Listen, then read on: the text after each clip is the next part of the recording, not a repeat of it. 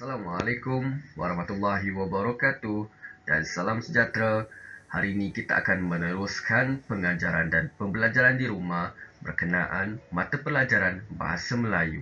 Hari ini kita akan menekankan tentang bercerita menggunakan simpulan bahasa untuk tajuk Mari Bersepakat. Murid boleh rujuk buku teks dan buku aktiviti Bahasa Melayu tahun 3. Buku teks muka surat 10 dan buku aktiviti muka surat 10. Pada akhir pengajaran dan pembelajaran pada hari ini, murid akan dapat 1.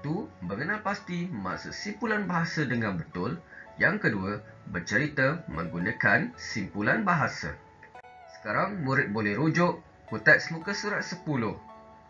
Dalam muka surat 10 ini, murid boleh perhatikan ada gambar yang menunjukkan situasi di kebun lobak.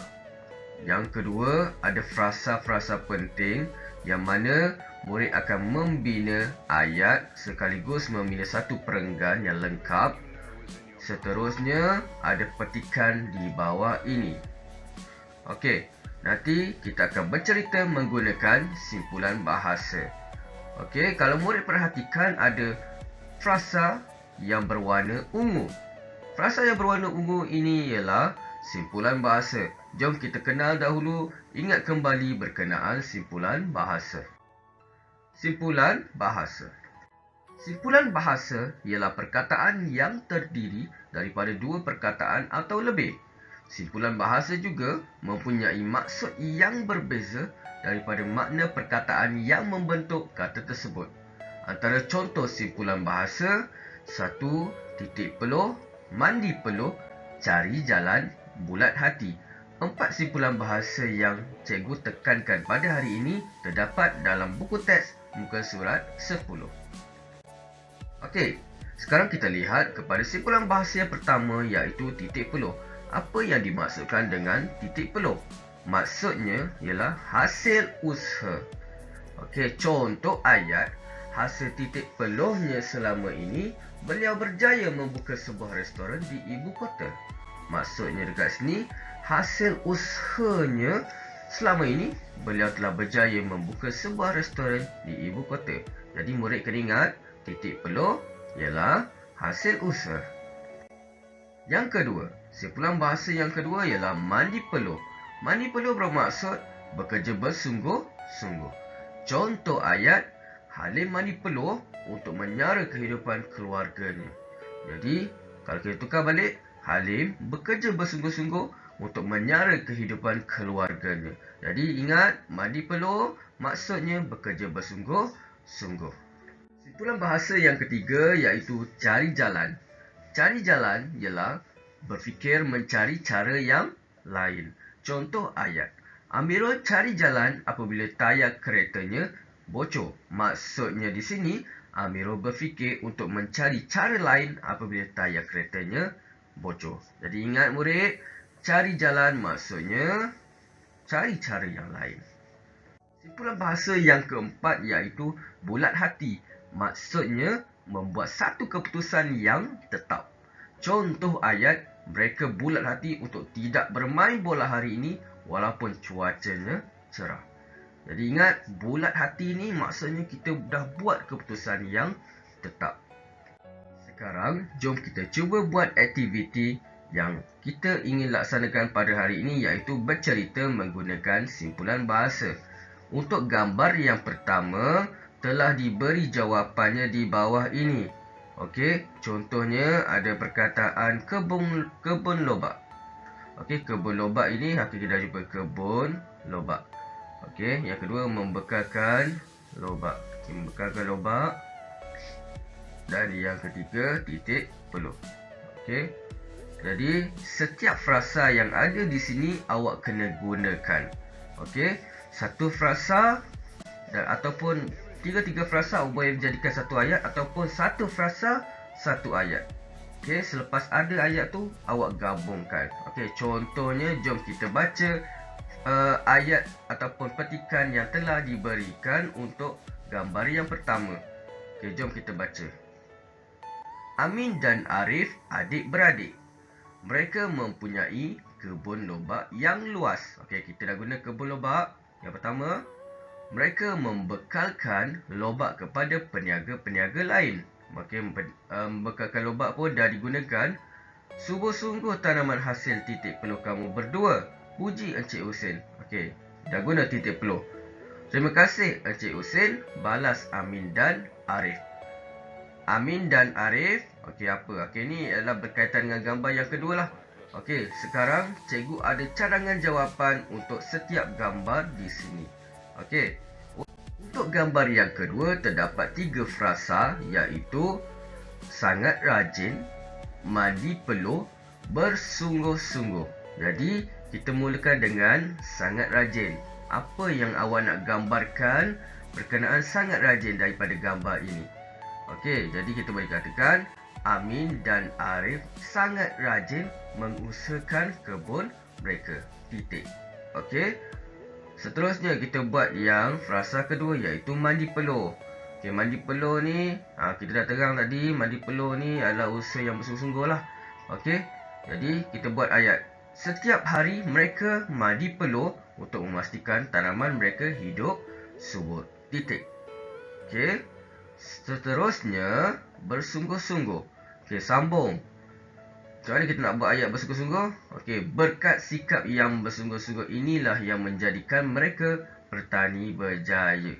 Okey, jadi bila awak buat ayat setiap frasa ini, bila dah jadi 3 ayat dan gabungkan menjadi satu petikan seperti ini. Satu perenggan seperti ini. Okey, seterusnya gambar yang ketiga. Okey, gambar yang ketiga awak boleh perhatikan. Okey, ini macam dah jadi satu situasi yang mengejutkan, iaitu tayar kereta sorong ini tersangkut di dalam lubang. Okey, jadi ada 3 frasa yang awak kena buat. Yang pertama, tayar kereta sorong. Yang kedua, cari jalan. Yang ketiga, keluarkan tayar. Jadi ini ialah cadangan jawapan yang cikgu berikan. Okey. Sekarang kita selesaikan yang tayar kereta sorong dahulu. Ketika Arif sedang menolak kereta sorong yang mengandungi hasil tuaian, tiba-tiba tayar kereta sorongnya terjatuh ke dalam lubang. Okey, dah guna tayar kereta sorong. Seterusnya cari jalan. Amin dan Arif bersama-sama cari jalan keluarkan tayar kereta sorong yang terlekat di dalam lubang itu. Okey, cikgu dah gunakan dua-dua cari jalan dan keluarkan tayar sekali dalam satu ayat. Okey, boleh juga buat macam tu Okey, dalam satu ayat pun boleh gabungkan 2 frasa ni. Asalkan 3-3 frasa tu awak kena gunakan. Okey, seterusnya gambar yang keempat. Okey, untuk gambar yang keempat, ini ialah situasi yang mana dua-dua ni bulat hati untuk menolak kereta sorong daripada tersangkut di dalam lubang. Okey, ada 3 frasa, iaitu letak papan di dalam lubang. Yang kedua, bulat hati. Yang ketiga, tekad menarik kereta sorong. Jadi, inilah cadangan jawapan yang cikgu berikan. Yang pertama, letak papan di dalam lubang. Okey, mereka mendapat akal untuk meletakkan papan di dalam lubang itu. Okey, titik. Okey, seterusnya bulat hati. Dengan bulat hati, Amin dan Arif tekad menarik kereta sorong tersebut dengan sekuat hati. Okey, cikgu dah gunakan semua. Okey, seterusnya. Untuk seterusnya ada simbol tanda soal dekat sini. Maksudnya ini ialah kesimpulannya. Okey, apa yang awak nak daripada pengakhiran cerita tersebut? Sama ada berita gembira ataupun berita sedih. Tapi kebiasaannya adalah berita yang menyeronokkan atau berita yang menggembirakan. Jadi inilah cadangan cikgu. Akhirnya Amin dan Arif berjaya mengeluarkan tayar kereta sorong mereka. Berkat bulat suara mereka dengar dalam mengusahakan kebun lobak itu telah membuahkan hasil yang lumayan. Okey, ini ialah cadangan jawapan cikgu.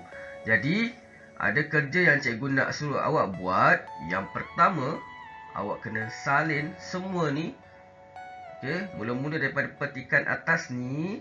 Yang kedua, sambung dengan perenggan yang cikgu dah buat tadi, nombor 2. Dan perenggan yang ketiga, perenggan yang keempat dan akhir sekali kesimpulan.